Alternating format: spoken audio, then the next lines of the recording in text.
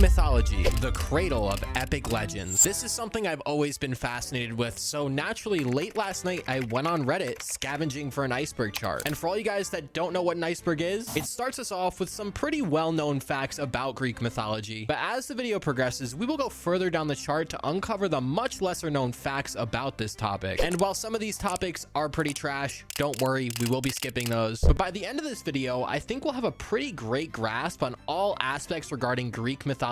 Anyways, let's just get right into it. Oh, and please don't forget to subscribe. Level 1. Is Zeus a good father?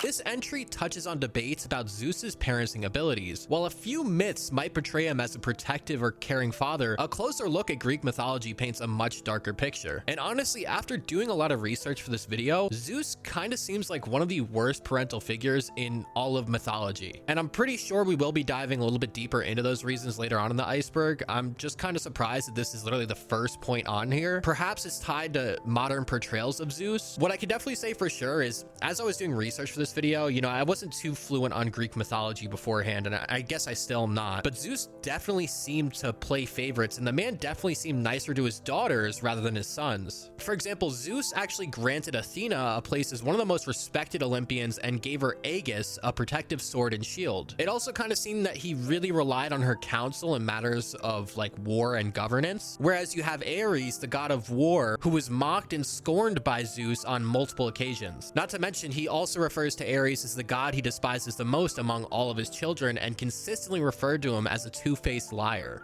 Olympians are benevolent gods.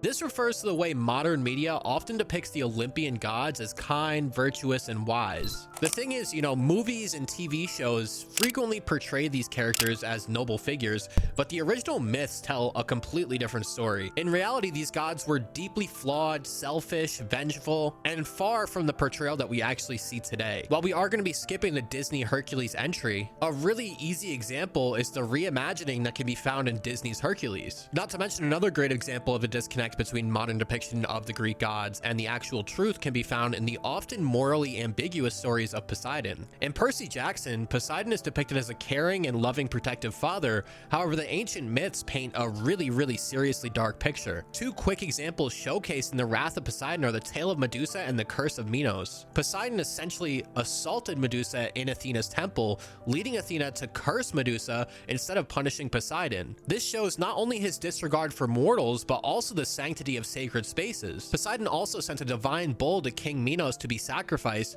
but when Minos kept the bull, Poseidon cursed his wife. The curse was essentially made to make, you know, Minos' wife fall in love with the bull, resulting in the birth of the Minotaur. This act not only punished Minos, but also his entire kingdom, showcasing Poseidon's vindictive nature. Level 2. Zeus is kind of a jerk. This entry points to Zeus's many dubious actions in mythology, cheating on his wives, punishing mortals for trivial offenses, and even disguising himself to seduce or assault others. Zeus's reputation is definitely one of the most morally questionable among the gods, and one glaring example of Zeus being a real jerk is his treatment of Prometheus in the myth of the theft of fire. Prometheus was a rather compassionate god and wanted to help humanity thrive, so he stole fire from Olympus and gave it to the humans. Zeus was absolutely enraged by this act and condemned him to eternal torment, where he chained him to a rock where an eagle ate his regenerating liver daily. In turn, Zeus eventually created Pandora to further punish humanity, where they unleashed all the world's evils by opening up a jar, leaving only hope behind, which I think is something else we might be getting into a little bit later. The box of Pandora, or Pandora's box, is actually just a jar. Hades is actually not all that bad.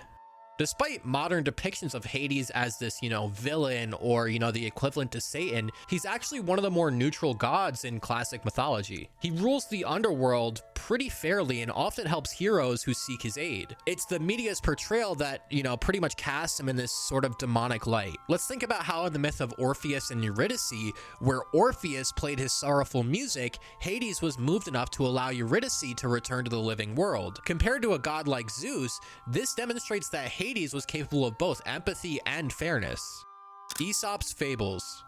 Aesop was an ancient Greek storyteller and slave, best known for his collection of fables that offer moral lessons. One of his most famous tales that you probably know of is The Tortoise and the Hare, where the moral is that slow and steady wins the race. Aesop's fables remain pretty popular to this day, showcasing timeless wisdom through simple yet impactful stories. God of War. Now, I'm not exactly sure if this entry is referring to the modern video game or the actual God of War, but let's just start off with Ares, the actual real Greek God of War. Ares embodies the brutal, chaotic, and bloodthirsty aspects of battle, unlike Athena, who represents strategic warfare. Ares is typically associated with sheer violence, rage, and physical carnage of combat. Despite his fearsome nature, though, Ares had quite a tender side, particularly in his relationship with Aphrodite. In one story, when Hephaestus caught Ares and Aphrodite in an affair and trapped them in a net, Ares was so humiliated that he avoided Olympus for a very long time. This highlights his vulnerability and ability to just feel shame, which is a rare glimpse into the softer, human-like emotions of a god that was typically associated with raw aggression. Level 3. Arachne and Athena. The tale of Arachne and Athena spins a dark origin for spiders, weaving pride, artistry, and divine wrath into its threads. Arachne was a mortal that was mainly known for her unmatched weaving skills and made the fatal mistake of claiming she was superior to Athena, the goddess of wisdom and crafts. Athena was absolutely infuriated with this mortal's hubris and descended from Olympus while challenging Arachne to a weaving contest. The stakes were high and Arachne did not hold back. Her tapestry was absolutely flawless, but its subject depicting the gods' misdeeds and abuses was a bold insult to the divine authority. Though Athena couldn't deny Arachne's talent, she was absolutely enraged by the audacity of the work. In her fury, she destroyed the tapestry and cursed Arachne, transforming her into a spider doomed to weave for eternity. Spiders, with their intricate webs, now serve as a reminder of the mortal who dared to challenge a god and paid the ultimate price. Medusa's curse. The story of Medusa is not just one of horror, but of profound injustice. At one point in time, she was a beautiful maiden and a priestess of Athena, but Medusa's life took a dark turn when she was assaulted by Poseidon in Athena's sacred temple. Instead of punishing Poseidon, though, Athena turned her wrath on Medusa, cursing her for what had transpired in the goddess's sanctuary. Stripped of her beauty and humanity, Medusa was transformed into a gorgon, which, as we all know, is a creature with snakes for hair and a gaze that turned anyone who looked at her to stone. This power, both a curse and a defense, forced Medusa into isolation, feared and hunted by all. Yet her story symbolizes way more than just a tale of vengeance. Some interpretations suggest Athena's actions were not pure malice, but a grim way of protecting Medusa from further harm, giving her the means to defend herself in a cruel and unforgiving world. Despite this, Medusa's transformation symbolizes a deeper tragedy. She was a victim that was unjustly punished and turned into a monster for a crime she did not commit. Her eventful death was at the hands of Perseus, who eventually used her severed head as a weapon, which only cements her as a figure of sorrow, misunderstood and mistreated by both gods and mortals alike.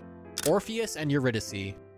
The tale of Orpheus and Eurydice is one of love, loss, and the devastating weight of a single moment. Orpheus was a musician whose songs could move gods and mortals alike, but was shattered when his beloved wife Eurydice died after a fatal snakebite. Refusing to accept her fate, he descended into the underworld, where his music was so powerful that it softened the hearts of both Hades and Persephone. The gods eventually agreed to let Eurydice return to the living world, but only under one condition. Orpheus must not look back at her until they had both fully emerged from the underworld. Their journey back to the mortal world was fraught with tension, and as Orpheus eventually approached the light of the mortal world, he was full of doubt. He couldn't help but think that the gods had tricked him and Eurydice was not behind him. Overcome with uncertainty, Orpheus turned to see Eurydice just as she crossed the threshold. In that moment, she was pulled back into the shadows, where her final words were completely lost to the void. Orpheus at this point was full of grief, and he wandered the earth where his songs were now filled with sorrow.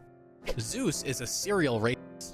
Beneath the grandeur of Zeus as the king of the gods lies one of the most troubling aspects of his mythology, his relentless and predatory behavior towards mortals and goddesses alike. Zeus was notorious for his ability to manipulate and coerce, often disguising himself in bizarre forms to pursue his desires. For example, he became a swan to seduce or assault Leda. He also became a bull to abduct Europa, and a cloud to deceive Lo. These stories are often romanticized in art and literature, but they reveal a much darker darker narrative of power and exploitation. Zeus's actions not only caused suffering to his victims, but often brought turmoil to their lives and families. This aspect of Zeus underscores the moral complexity of Greek mythology, where even the king of gods is far from virtuous. His behavior serves as a reminder of how unchecked power, even in the hands of the deity, can lead to devastating consequences for those who cross its path.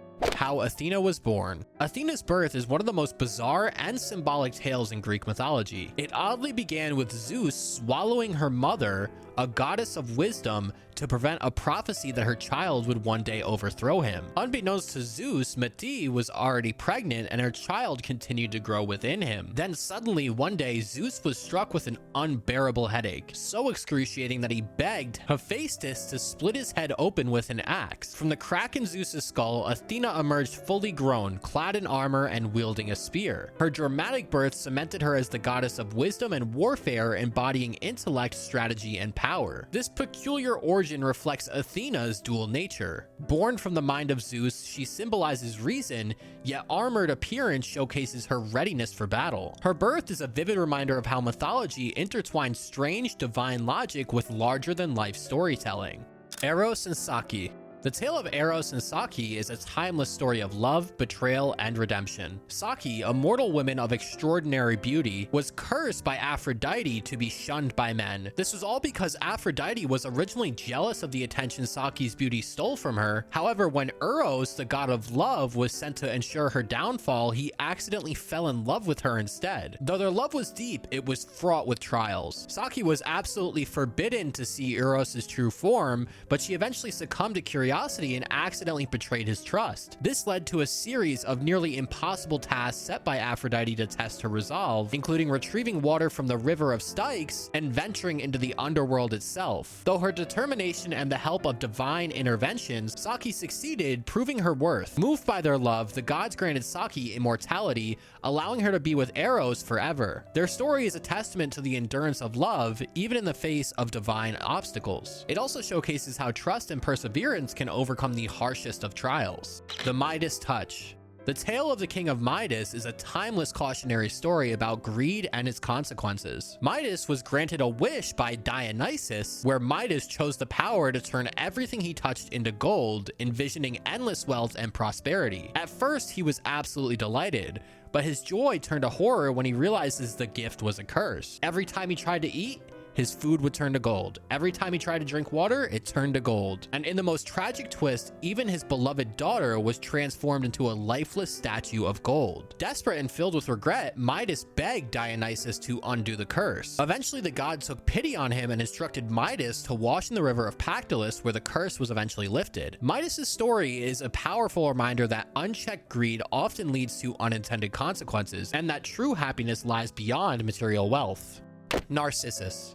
Narcissus, a hunter of extraordinary beauty, was admired by all but scorned those who loved him. His cruelty reached its peak when he rejected nymph Echo, who wasted away in despair until only her voice remained. As punishment for his arrogance, the gods cursed Narcissus to fall in love with his own reflection. Unable to tear himself away from the image in the water, he strived for a love that could never be returned. Consumed by longing, he eventually withered and died, and in his place grew a delicate flower that now bears his name. This is a lasting symbol of self-obsession and its tragic consequences. How Aphrodite was born.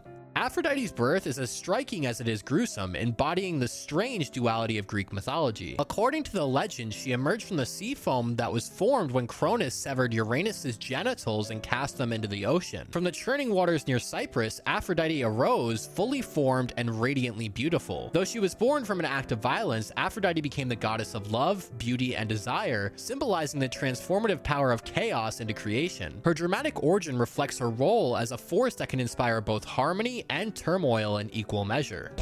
Level 4.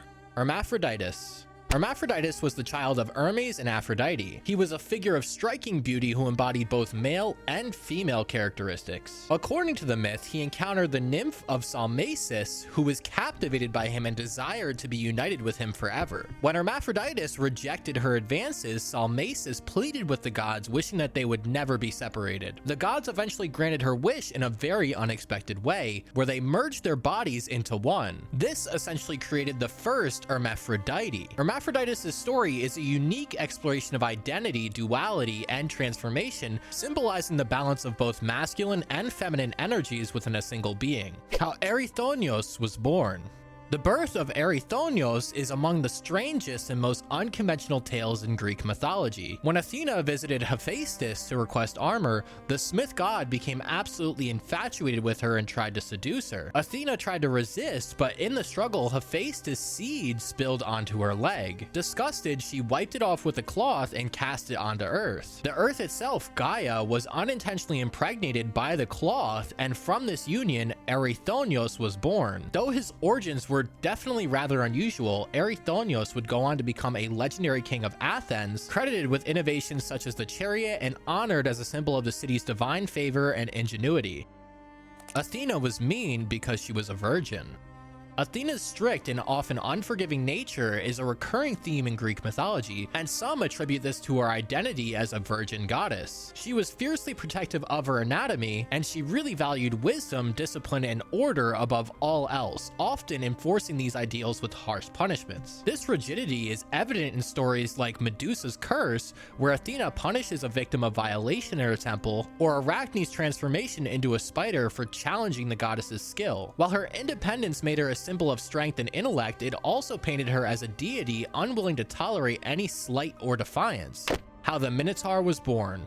We kind of already talked about this, but here's the full story. The Minotaur's origin is a tale of divine vengeance and tragic consequences. When King Minos offended Poseidon by refusing to sacrifice a majestic white bull, the sea god cursed Minos' wife with an uncontrollable desire for the animal. Desperate to fill her unnatural longing, Pasiphae sought the help of Daedalus, the brilliant inventor who crafted a hollow wooden cow for her to climb inside. From this bizarre union, the Minotaur was born. Because Minos was so ashamed and unable to kill this beast, he confined it to the labyrinth, which was a vast and inescapable maze. The Minotaur's tragic origins reflect the interplay of divine wrath, human folly, and the inescapable consequences of hubris. There's an Oedipus in all of us.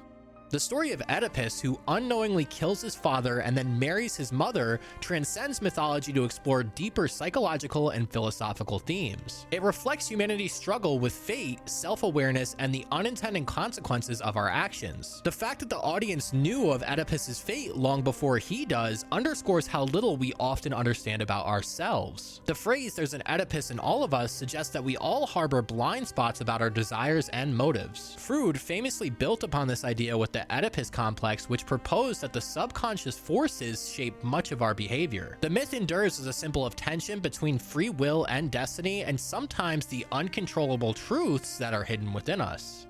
Sisyphus temporarily made everyone immortal. While Sisyphus is infamous for his eternal punishment of endlessly rolling a boulder uphill, one of his most clever schemes temporarily made everyone immortal. When Thanatos, the embodiment of death, came to claim him, Sisyphus tricked and bound him in unbreakable chains. With death incapacitated, no mortals could die for a short period of time, creating chaos as the natural order unraveled. Wounded warriors and the elderly lingered in limbo, unable to pass into the afterlife. The gods were extremely frustrated with this disruption, so they ultimately freed Thanatos and restored balance, ensuring Sisyphus faced the full wrath of divine justice. This tale exemplifies Sisyphus's cunning, but also his hubris, showing how his defiance of the gods brought temporary triumph but eternal punishment in the end.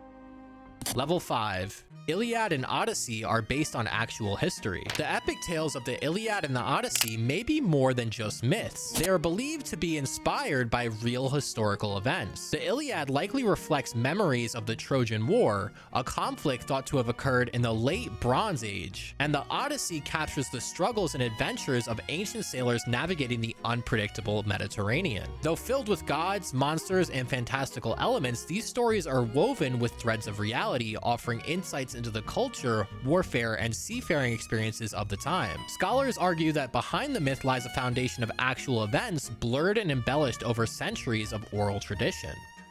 Pretty much everyone is a pansexual freak. Greek mythology is a world where love and desire knew no bounds, with gods, mortals, and creatures alike engaging in relationships that defied modern notions of gender or sexuality. In many of the tales of Zeus, he famously pursued both men and women, and even took on bizarre forms to court non-human entities, while Apollo's affections ranged from nymphs to mortal men. Aphrodite, the goddess of love herself, embodied this fluidity, inspiring passions across all forms of life. This uninhibited approach to love highlights the mythology's emphasis on raw emotion and desire, where attraction transcended societal norms and celebrated the chaotic, all-encompassing nature of love. Shape-shifting and bestiality. Greek mythology is rife with stories of gods taking on animal forms to seduce, deceive, or overpower mortals. Zeus, the most infamous offender, transformed into a swan to seduce Leda, a bull to abduct Europa, and even a golden shower to impregnate Danae. Poseidon eventually followed suit and did this to a few other gods and demigods, where he turned into a stallion for one of them to pursue Demeter. These tales, while bizarre and unsettling by modern standards, illustrate the gods' boundless power and lack of moral restraint. Homer is fictional. The identity of Homer, the legendary author of the Iliad and the Odyssey, is shrouded in mysteries, with a lot of scholars questioning whether he existed at all. This theory suggests that the epics were not work of a single individual, but the collective creation of countless storytellers passed down through generations in oral tradition. Rather than being authored by one man, these tales may have been refined and compiled into their written forms centuries later. The Homer we know today could be more of a symbolic figure. Some scholars say that he's probably just a representation of the rich and collaborative storytelling culture of ancient Greece. Tantalus's dinner. Tantalus, a mortal king, earned his place in infamy with one of mythology's most grotesque acts. To test the god's omniscience, he slaughtered his own son, cooked him, and served him at a divine banquet. With the gods being disgusted and enraged by this, they immediately recognized the horrific deed, resurrected the king's son, and cursed Tantalus for his unspeakable crime. As punishment, Tantalus was condemned to eternal torment in the underworld. He stood in a pool of water that receded whenever he tried to drink, and whenever he tried to eat, he would be beneath the branches of fruit that always moved out of reach when he tried to get them. His fate eventually gave rise to the word tantalize, symboling the agony of unfulfilled desire. Pygmalion sex doll.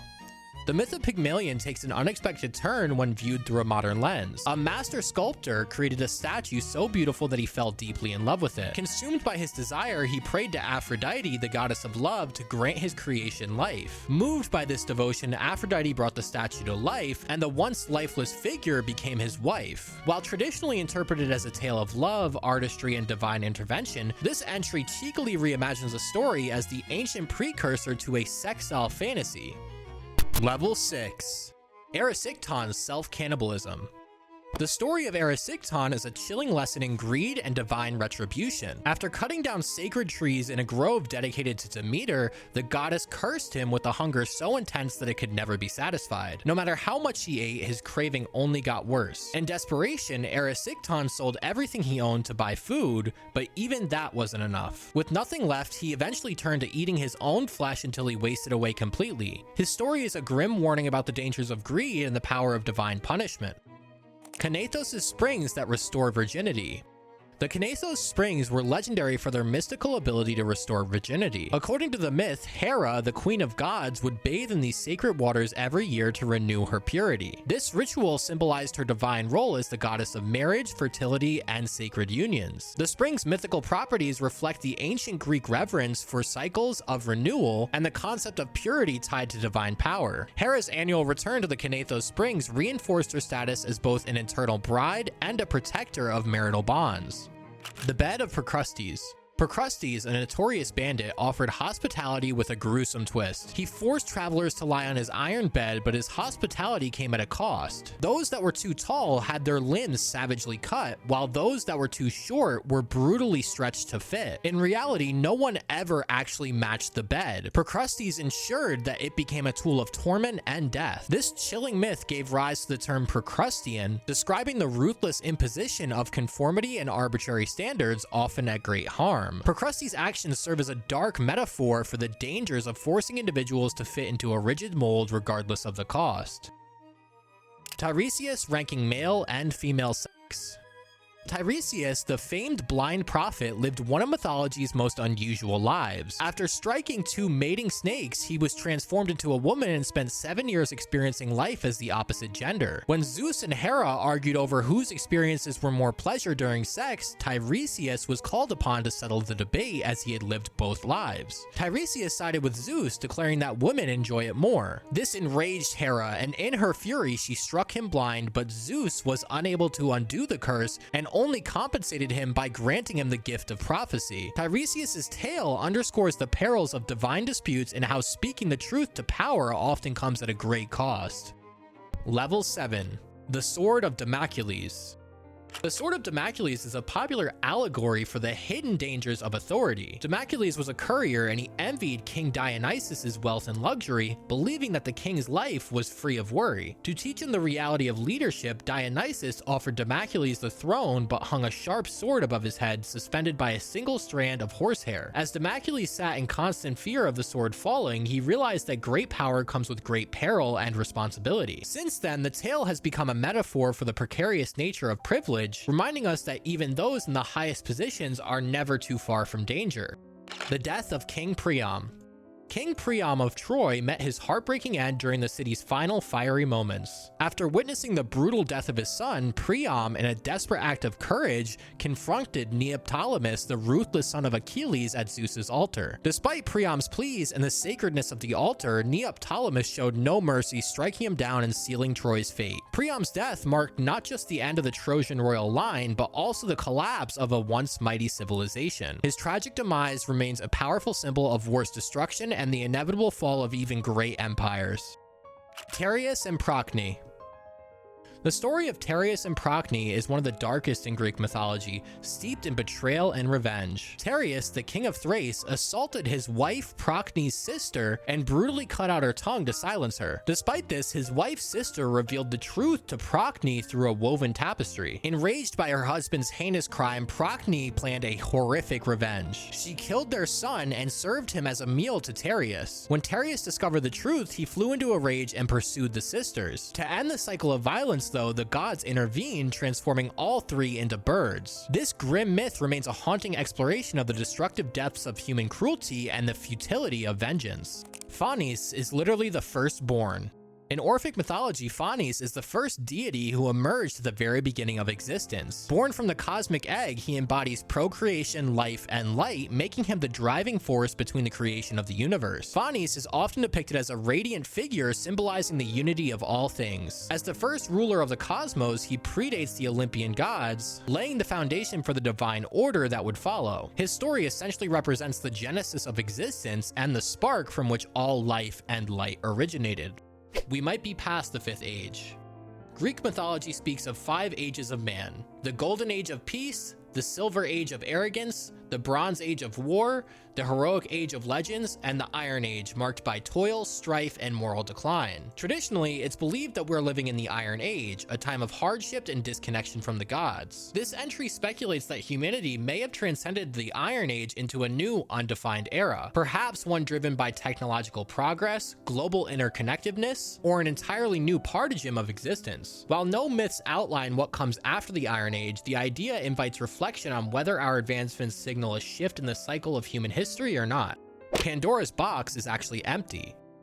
In the original myth, Pandora's box, which as we mentioned was actually a jar, it contained all the evils of the world. When Pandora's curiosity compelled her to open it, the evils escaped, leaving behind only hope. However, some interpretations suggest that even hope may have slid out, leaving the jar completely empty. This theory casts a shadow on the nature of hope itself. Was it meant to be a blessing, or could it be the god's final cruel trick, prolonging human suffering by fostering false expectations? The idea of an empty jar deepens the myth's themes, reflecting on whether hope is a source of solace or an extension of Pandora's fateful curse. Level 8. Next, the goddess of the night is often labeled the mother of all evil due to her offspring, which include ominous figures like Thanatos, the god of death, Eris, the god of strife, and the Fates. However, Nyx is not inherently evil. She simply embodies the night's mysteries, its beauty, and its fears, reflecting humanity's complex relationship with darkness. Her immense power and presence even intimidated Zeus, who rarely dared to challenge her. Far from a villain, Nyx represents the balance between light and dark, reminding us that what is feared isn't always malevolent. Abrahamic God is based on Chronos.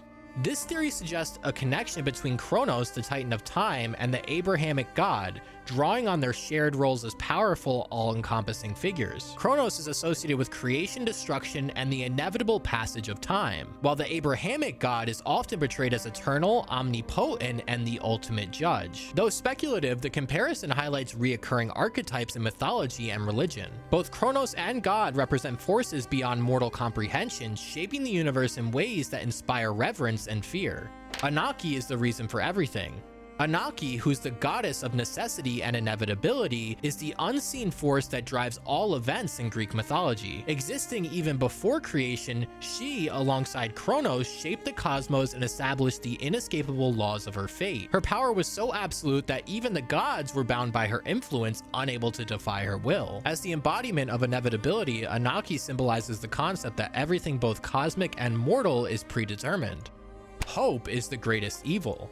Hope, the last entity that left in Pandora's jar after the evils escaped, is one of Greek mythology's most debated concepts. While often seen as a blessing, some myths suggest that it was the gods' cruelest trick, keeping mortals striving for unattainable goals and resisting their inevitable fates. In this interpretation, hope prolongs suffering by fostering false expectations. Others argue that hope is humanity's greatest strength and the force that inspires perseverance in the face of hardship. This duality reflects the complexity of Greek mythology, where hope can be both a source of torment and the light that drives us forward. Chaos is order.